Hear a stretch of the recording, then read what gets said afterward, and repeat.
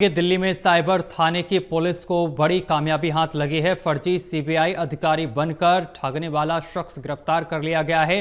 Police ने digital arrest fraud module का किया है भंडाफोड़। 9 लाख रुपए की ठगी के मामले में आरोपी गिरफ्तार किया गया है। पुलिस ने सोनू अंसारी को फरीदाबाद से गिरफ्तार किया है। डिजिटल अरेस्ट फ्रॉड के जरिए 9 लाख रुपए की ठगी की थी, जिसके बाद अब आरोपी को पुलिस ने गिरफ्तार कर लिया है।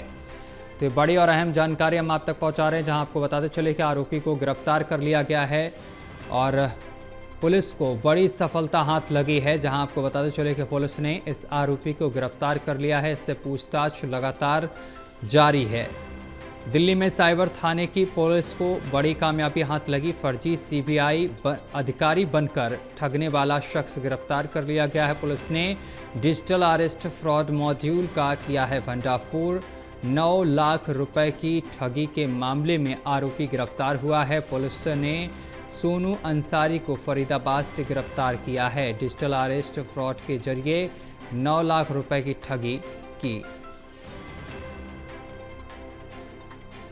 तो 9 लाख रुपए की ठगी करने वाला आरोपी गिरफ्तार कर लिया गया है। डिजिटल अरेस्ट के जरिए ठगी की घटना को सोनू अंसारी ने अंजाम दिया था, जिसके बाद आरोपी सोनू अंसारी को पुलिस ने गिरफ्तार कर लिया है। आगे की पूछताछ लगातार आरोपी से जारी है। तो पुलिस ने डिजिटल अरेस्ट फ्रॉड मॉड्यूल का भंडाफोड़ किया है और 9 लाख की ठगी करने वाले आरोपी को धर दबोचा है।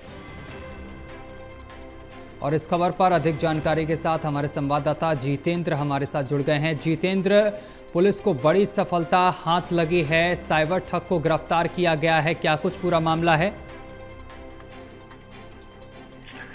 जी बिल्कुल, देखिए दिल्ली के अंदर इस समय साइबर ठगी के जो मामले हैं वो लगातार सामने आ रहे हैं। जो सीनियर सिटीजन है यानी कि गवर्नमेंट सर्वेंट होते हैं, उसके बाद जब वो रिटायर हो जाते हैं तो ऐसे लोगों को ठगी का जो शिकार है वो ठग बना रहे हैं, लगातार साइबर ठगी कर रहे हैं। ऐसा ही एक मामला जो है नॉर्थ वेस्ट जिले में साइबर थाने की पुलिस को शिकायत मिली थी 8 अगस्त को कि एमटीएनएल में काम करने वाले जो शख्स हैं वो रिटायर हो चुके हैं और उनसे मनी लॉन्ड्रिंग के नाम पर साइबर ठगी की गई है।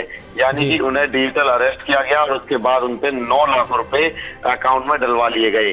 जिसके बाद उनको जब पता चला कि डिजिटल अरेस्ट कुछ भी नहीं होता है, तो ऐसे में पुलिस के पास जब वो पहुंचते हैं तो बताते हैं कि कॉल करने वाला जो शख्स है वो अपने आप को सीबीआई का अधिकारी बता रहा था और मनी लॉन्ड्रिंग में फंसाने की धमकी देने की वजह से 9 लाख रुपए उनसे ठग लिए गए हैं। जिसके बाद एसएचओ ने टीम का गठन किया और टीम का गठन करने के बाद जब जांच पड़ताल की गई तो आरोपी को फरीदाबाद से गिरफ्तार किया गया।